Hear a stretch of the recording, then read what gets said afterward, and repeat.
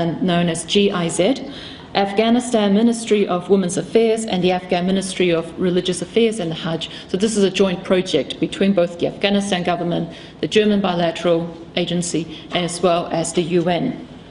The project is called Happy Family, Healthy Society. And basically what its premise is, because men are the primary decision maker in a household, and that includes actually decision making about access to medical and education.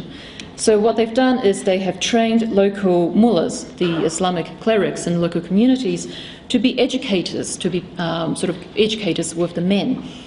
And basically to advocate local men to provide women with greater access to medical care, to girls, if they have daughters, to allow girls for education, and that sort of advocacy.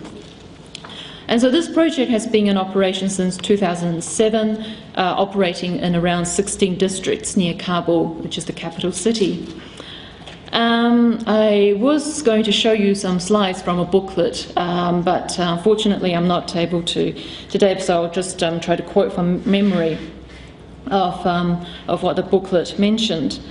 So even though the project does not directly address violence against women, the religious leaders are trained to talk about gender equality within the context of healthy family relationships, including domestic violence from an Islamic perspective, and so thus subsuming domestic violence within the wider agenda of family relationship.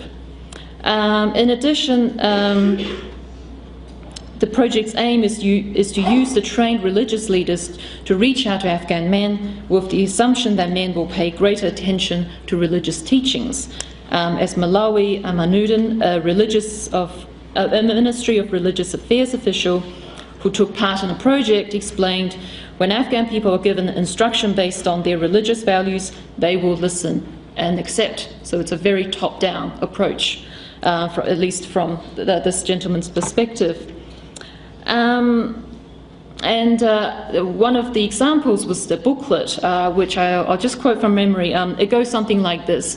Basically, the booklet says, the entire message of the booklet is, men should regard wife as an equal. He should regard her, quote, as his best friend. At all times he should treat her with respect, dignity, and consult with her on every matters.